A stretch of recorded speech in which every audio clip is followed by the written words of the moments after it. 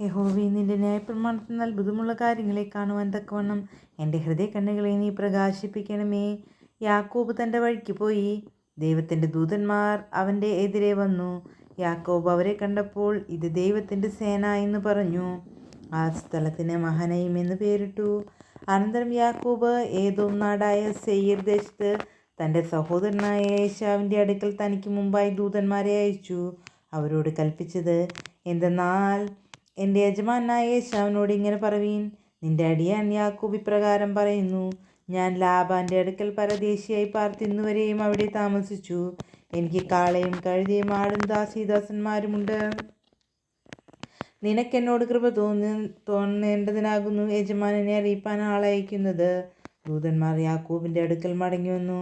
ഞങ്ങൾ നിന്റെ സഹോദരനായ ഏശാവിൻ്റെ അടുക്കൽ പോയി വന്നു. അവൻ 400 ആളുകളുമായി നിന്നെ എതിരേൽപ്പാൻ വരുന്നു എന്ന് പറഞ്ഞു. അപ്പോൾ യാക്കോബ് ഏറ്റവും ഭ്രമിച്ചു ഭയവശനായി. തന്നോടുകൂടി ഉണ്ടായിരുന്ന ജനത്തെയും ആടുകളെയും കന്നുകാലികളെയും ഒട്ടകങ്ങളെയും 2 കൂട്ടമായി ഭാഗിച്ചു. ഏശാവ് ഒരു കൂട്ടത്തിൻ്റെ നേരെ വന്ന് അതിനെ നശിപ്പിച്ചാൽ മറ്റേ കൂട്ടത്തിന് ഓടിപ്പോകാമല്ലോ എന്ന് പറഞ്ഞു. പിന്നെ യാക്കോബ് പ്രാർത്ഥിച്ചത്, എൻ്റെ പിതാവായ അബ്രഹാമിൻ്റെ ദൈവവും എൻ്റെ പിതാവായ ഇസാക്കിൻ്റെ ദൈവവുമായുള്ളവേ, നിന്റെ ദേശത്തേക്ക് നിന്റെ ചാർച്ചക്കാരുടെ അടുക്കിലേക്ക് മടങ്ങിപ്പോവുക.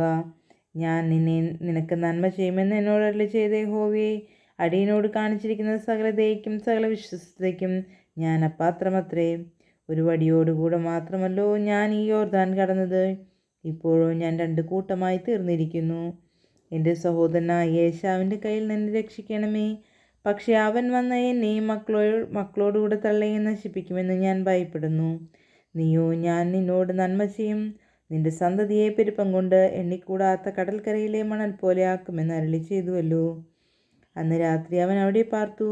തൻ്റെ പക്കലുള്ളതിൽ തൻ്റെ സഹോദരനായ ഏശാവിന് സമ്മാനമായിട്ട് 200 കോലാടിനെയും 20 കോലാട്ടുകൊറ്റനെയും 200 ചെമ്മരിയാടിനെയും 20 ചെമ്മരിയാട്ടുകൊറ്റനെയും കറവുള്ള 30 ഒട്ടകത്തെയും അവയുടെ കുട്ടികളെയും 40 പശുവിനെയും 10 കാളകളെയും 20 പെൺകഴുതയെയും 10 കഴുതക്കുട്ടിയെയും വേർതിരിച്ചു.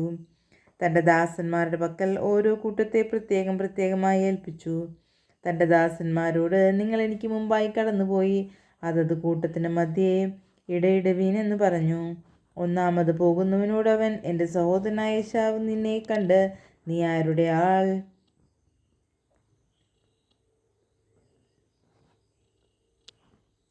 എവിടെ പോകുന്നു? നിന്റെ മുമ്പിൽ പോകുന്ന ഇവ ആരുടെ വക എന്നിങ്ങനെ നിന്നോട് ചോദിച്ചാൽ, നിന്റെ അടിയാൻ യാക്കോബിൻ്റെ വകയാകുന്നു. ഇത് യജമാനായ ഏശാവിന് അയച്ചിരിക്കുന്ന സമ്മാനം.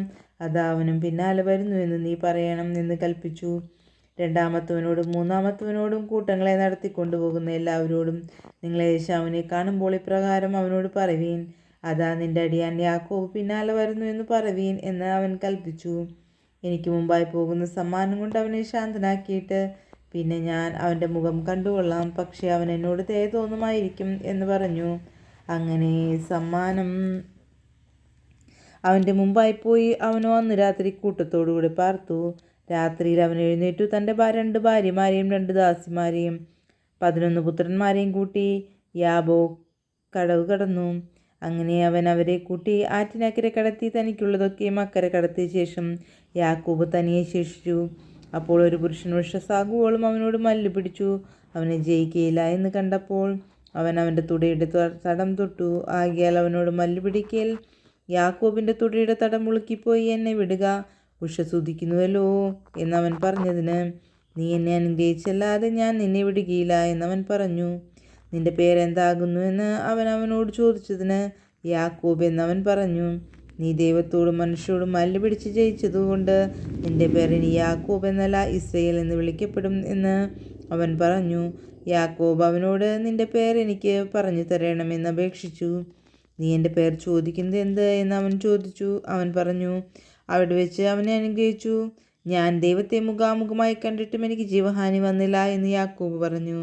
ആ സ്ഥലത്തിന് പെനിയേൽ എന്ന് പേരിട്ടു. അവൻ പെനിയേൽ കടന്നു പോകുമ്പോൾ സൂര്യൻ ഉദിച്ചു. എന്നാൽ തുടയുടെ ഉളുക്ക് നിമിത്തം അവൻ മുടന്തി നടന്നു. അവൻ യാക്കോബിൻ്റെ തുടയുടെ തടത്തിലെ ഞരമ്പ് തൊടുകൊണ്ട് ഇസ്രയേൽ മക്കൾ ഇന്നുവരെയും തുടയുടെ തടത്തിലെ ഞരമ്പ് തിന്നാറില്ല. ദൈവമേ സ്തുതിക്ക് യോഗ്യമാകുന്നു. ബാറയ്ക്കുമോർ.